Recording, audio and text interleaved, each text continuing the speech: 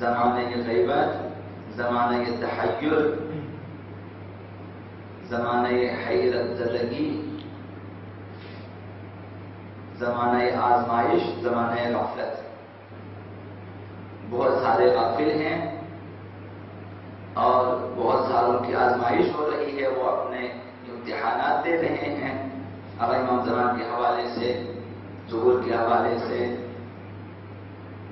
اور بہت سارے لوگ غافل ہیں اس امتحان سے، اس آزمائش سے۔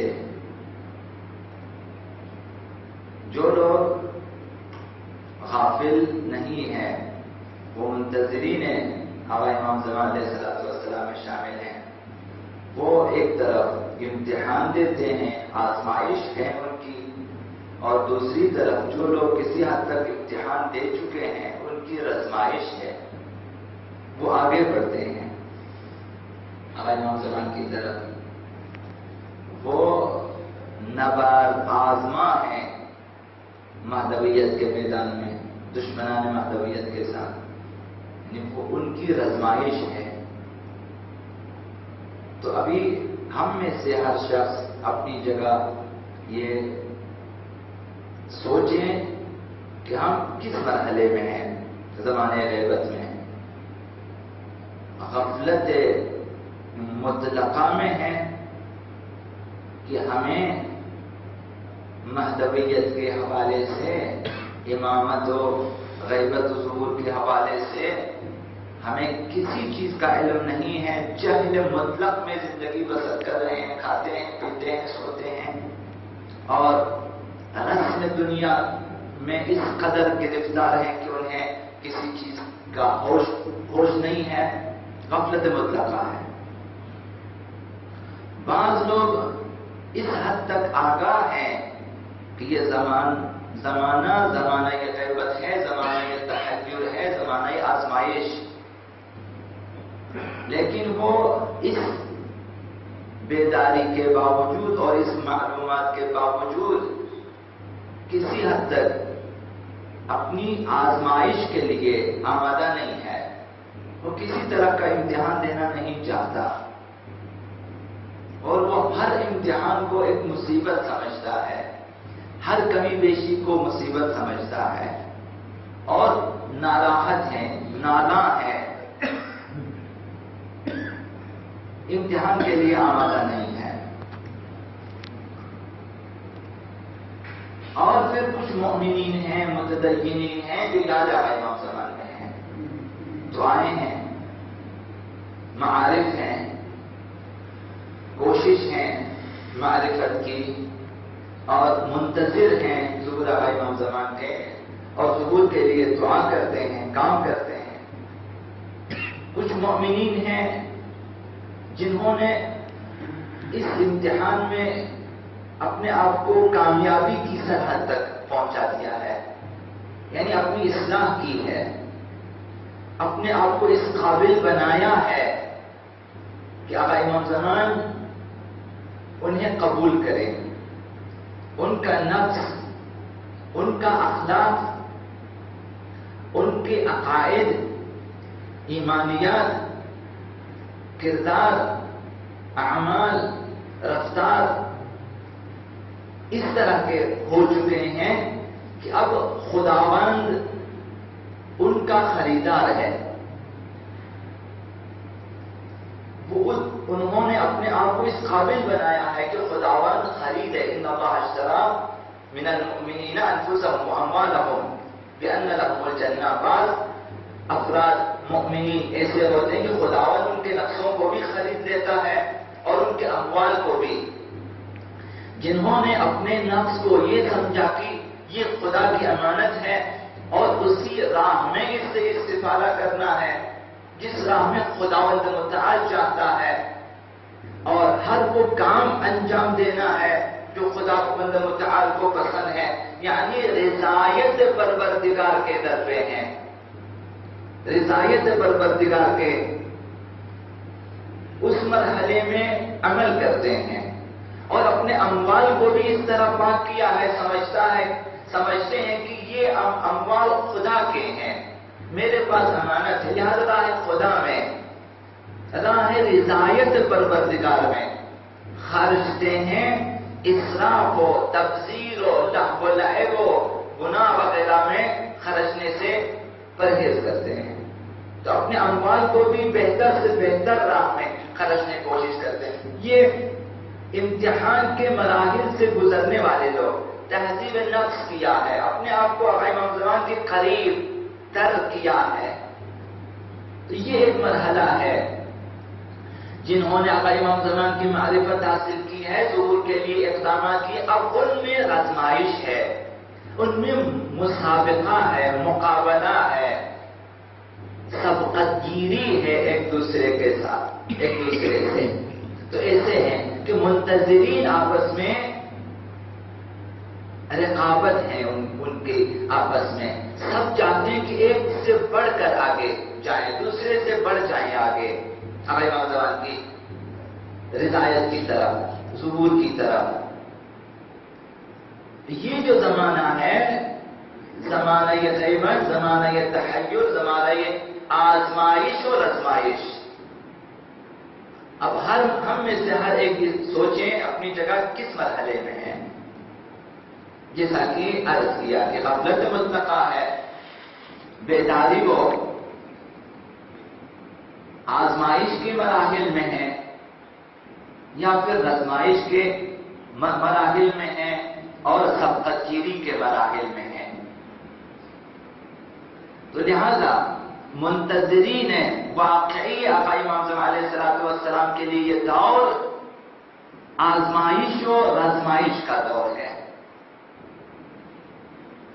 تو لہذا جو لوگ کسی حد تک آقا امام زمان سے آشنا ہیں اور چاہتے ہیں کہ ظہور کی طرف جائیں، اہل بیت نے، ائمہ معصومین نے، علماء نے اور متخصصین مہدویت نے 40 کے قریب خصوصیات منتظرین آقا امام زمان علیہ السلام بیان کیے ہیں۔ انہیں پڑھیں کہ یہ خصوصیات، یہ صفات ہم میں موجود ہیں یا نہیں ہیں، تو یہ مہم ہے۔ سر فہرست یہ ہے کہ کس قدر ہم صحیح راہ پہ گامزن ہیں، یہ دیکھیں۔ پہلے مراحل میں ہم میں سے ہر ایک کہ میں واقعاً سیدھی راہ پہ جا رہا ہوں یا کسی حد تک گمراہی میں، تلاش کریں سیدھی راہ پہ جائیں۔ دوسرا سوال اپنے آپ سے یہ کریں، کیا خدا اور حجت خدا ہم سے راضی ہیں؟ خدا اور نمائندگان خدا، خلفائے خدا، جانشینان خدا، معصومین ہم سے راضی ہیں یا نہیں؟ رضایت اہل بیت، رضایت خداوند متعال، یہ مہم ترین چیز ہوتی ہے۔ ممکن ہے کہ ہم زیارت کریں، ممکن ہے کہ ہم اہل بیت کے لیے مجالس و محافل برگزار کریں، ممکن ہے کہ ہم کتابیں تالیف کریں، ممکن ہے کہ اہل بیت کے نام پہ مساجد و بارگاہیں، خانقاہیں تعمیر کریں۔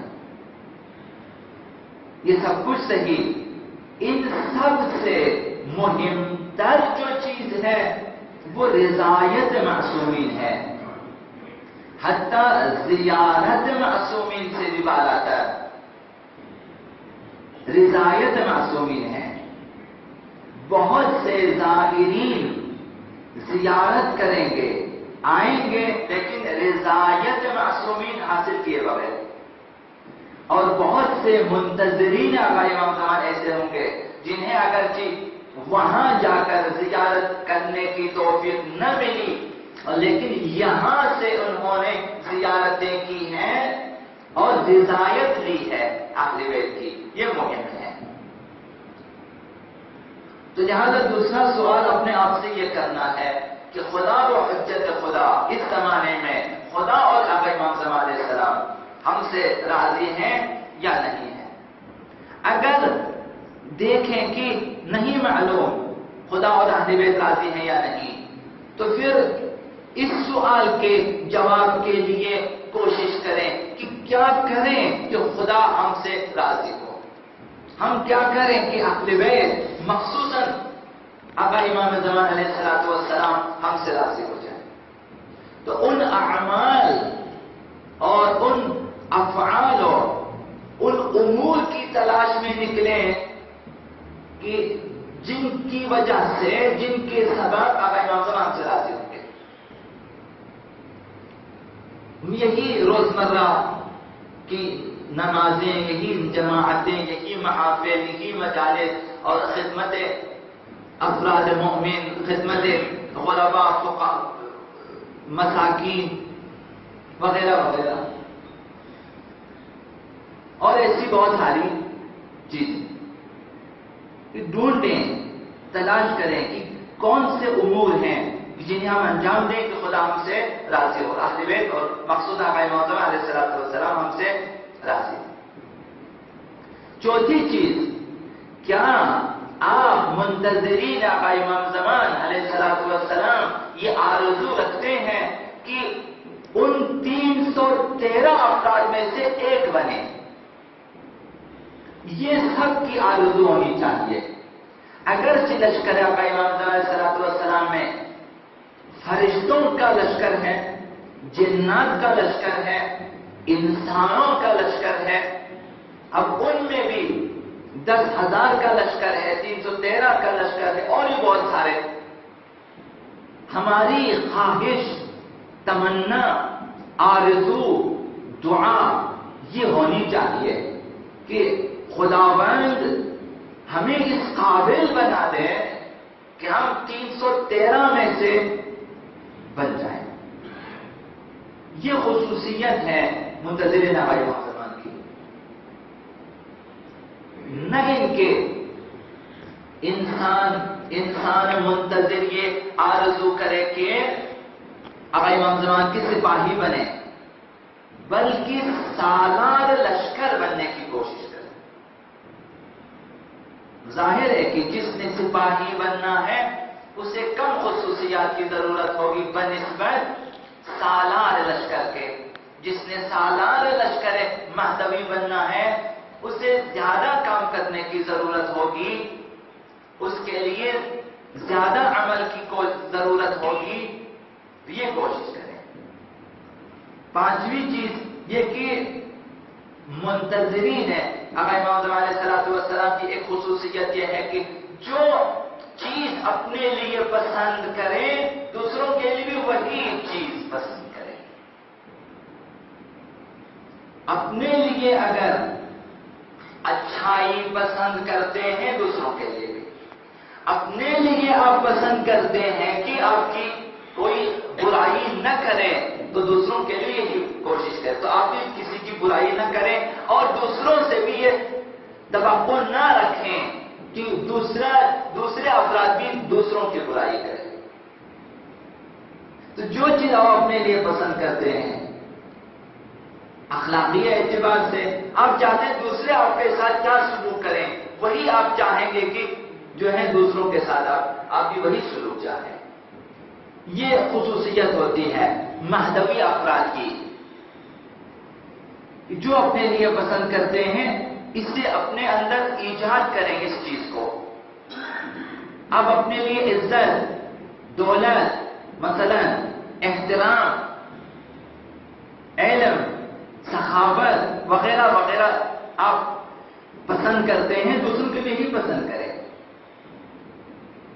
آپ چاہتے ہیں دوسرے آپ کے ساتھ عزت سے پیش آئیں تو آپ بھی یہی کام کریں۔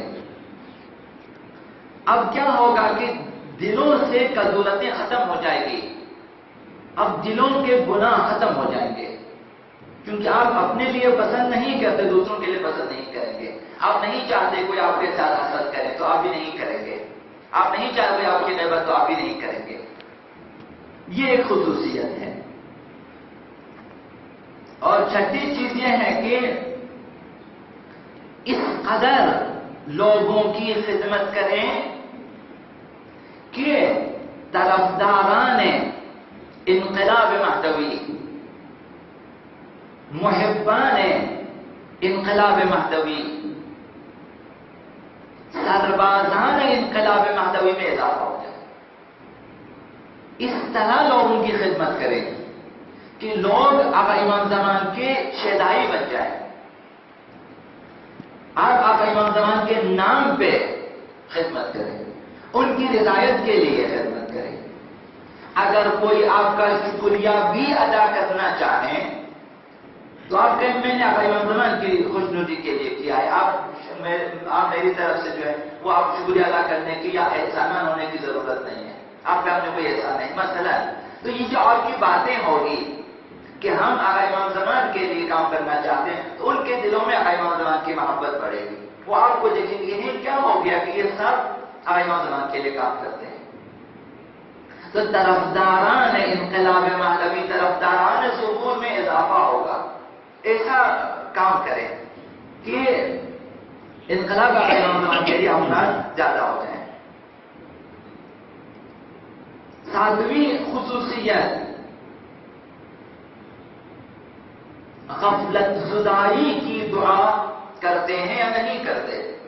تو خدایا کس قدر غافل ہوں میں آقا امام زمان سے، حجت خدا سے، صاحب زمین و زمان سے، کہ خداوند متعال نے انہیں زمین و زمان پہ ولایت دی ہوئی ہے، میں اس سے غافل ہوں.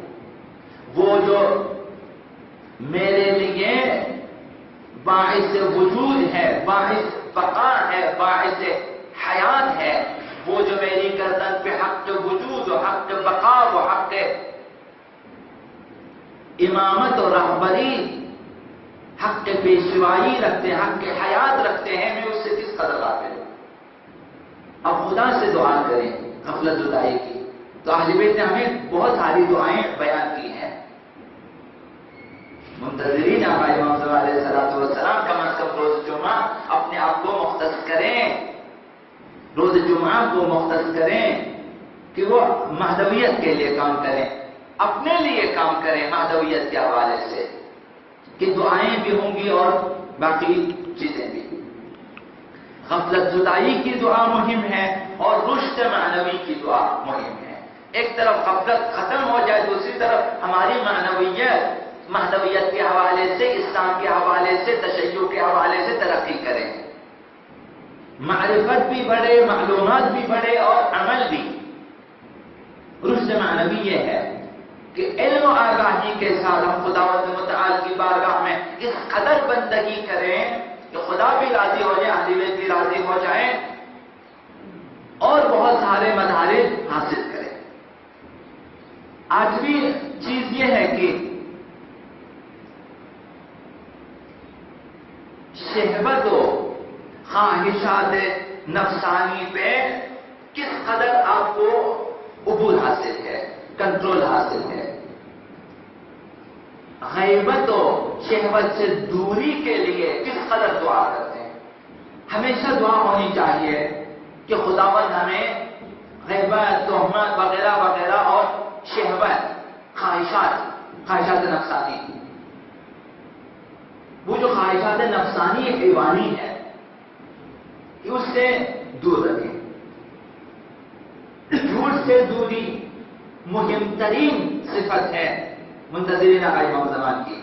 مزاح میں بھی جھوٹ نہ بولے، مزاحن بھی جھوٹ نہ بولے اور سنجیدگی سے بھی جھوٹ نہ بولے. یعنی مطلقہ جھوٹ سے دوری، یہ ان کی صفات ہیں. اور 10ویں چیز یہ جاننا ہے، میں ساری صفات عرض نہیں کروں گا انشاءاللہ، نہ گھبرائیں، صرف چند باتیں ہوں گی، باقی پھر کبھی خدا مطالعہ کا توفیق دے وہاں پہ. 10ویں چیز یہ ہے کہ نگاہ آلود مقدمہ یہ گناہ کبیرہ ہے. ایسا نہیں ہے کہ منتظرین آقا امام زمان، معتقدین مہدویت کم از کم، اور وہ لوگ جو کسی حد تک چاہتے ہیں کہ مہدویت کی طرف بڑھے، یہ یقین جانیں کہ نگاہ آلودہ مقدمہ گناہ کبیرہ ہے. وَنَظْرَةٌ وَإِبْتِسَامَةٌ فَسَلَامٌ فَكَلَامٌ فَمَوْعِدٌ فَلِقَاءٌ. نگاہ مقدمہ ہے. وَنَظْرَةٌ دیکھ لیا، فَإِبْتِسَامَةٌ تبسم کیا، فَكَلَامٌ پھر باتیں ہوئی. جب باتیں ہوتی ہے فَمَوْعِدٌ، جب پھر باتیں ہوتی ہیں تو پھر وعدے وعید ہوتے ہیں. تو پھر کیا ہوتا ہے؟ وَنَظْرَةٌ وَإِبْتِسَامَةٌ وَسَلَامٌ. نگاہ ہوتی ہے، تبسم ہے، سلام. فَكَلَامٌ فَمَوْعِدٌ فَلِقَاءٌ. باتیں ہوتی ہیں، وعدے ہوتے ہیں، ملاقات ہوتی ہے، تو پہنچ جاتے ہیں گناہ کبیرہ تک. تو نگاہ آلودہ مقدمہ گناہ کبیرہ ہے. ہمیشہ آلودہ نگاہ سے بچیں.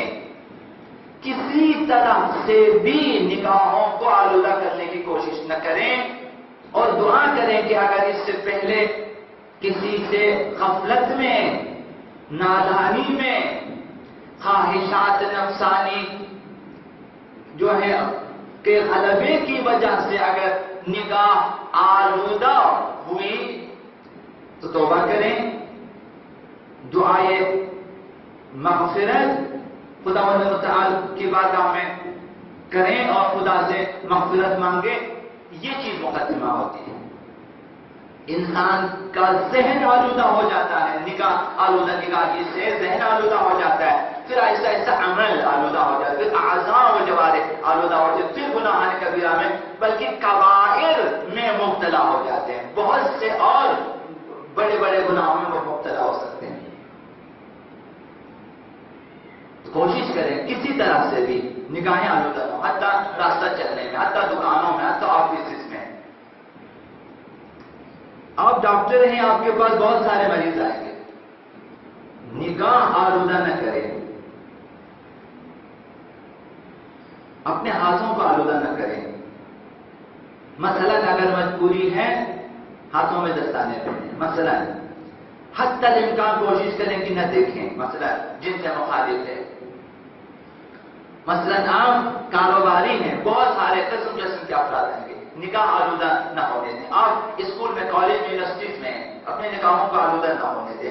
بہت سارے مراحل ہیں، گھر میں، ٹی وی کی اسکرین پہ، کمپیوٹر پہ، جہاں بھی ہے. اور 11ویں چیز، اخلاق و عمل میں افراط و تفریط سے پرہیز کریں. زیادہ کا وقت نہیں لوں گا. افراط و تفریط سے اخلاق میں بھی اور عمل میں بھی. بعض لوگ اخلاق میں افراط و تفریط کرتے ہیں کہ تکلفات میں پڑ جاتے ہیں. مہمان جب آ جاتے ہیں اس قدر مہمان کو بٹھانے کی کوشش کرتے ہیں کہ مہمان آخر مجبور ہو جاتے ہیں. حالانکہ زیادہ افراط تفریط نہ کرے، اس نے جانا ہے ضرور، شاید نہیں کھانا اسے، شاید اس کے پاس فرصت زیادہ. کبھی عمل میں اس قدر کے بہت سارے واجبات چھوٹ جاتے ہیں خاص عمل کی وجہ سے. مثلا عزاداری والوں کی افراط تفریط کرتے ہیں کہ نمازیں چھوٹ جاتی ہیں. بعض نمازوں میں اس حد تک افراط و تفریط کرتے ہیں کہ بہت ساری چیزیں ان سے رہ جاتی ہیں. افراط و تفریط نہ کریں. اور آج کے لیے آخری بات عرض کروں گا، دعا کریں منتظرین آقا امام زمان کہ دنیا میں بھی آخرت میں بھی اہل بیت کی ہمراہی ملے، یہاں بھی ہم اہل بیت کے ہمراہ ہوں، اور قیامت میں بھی ہم اہل بیت کے ہمراہ ہوں. یہ ہمراہی اہل بیت مہم ہے ہمارے لیے. آقا امام زمان کے حوالے سے ہمیں بہت کچھ کرنے کی ضرورت ہے. اہل بیت کو یاد کرنے کی ضرورت ہوتی ہے، دنیا میں بھی آخرت میں بھی. ہمارا سرمایہ اہل بیت ہے. ہمارا سرمایہ محبت اہل بیت ہے، محبت اہل بیت ہے، اطاعت اہل بیت ہے، شفاعت اہل بیت ہے. اگر ان کی معرفت ہوگی تو ان سے مودت ہوگی، محبت ہوگی. جب اہل بیت کی نسبت محبت و مودت ہوگی تو ان کی اطاعت ہوگی. جب ان کی اطاعت ہوگی تو آخرت میں ہمارے لیے ان کی شفاعت ہوگی. جب ان کی شفاعت ہوگی تو ہمارے لیے سعادت ہوگی.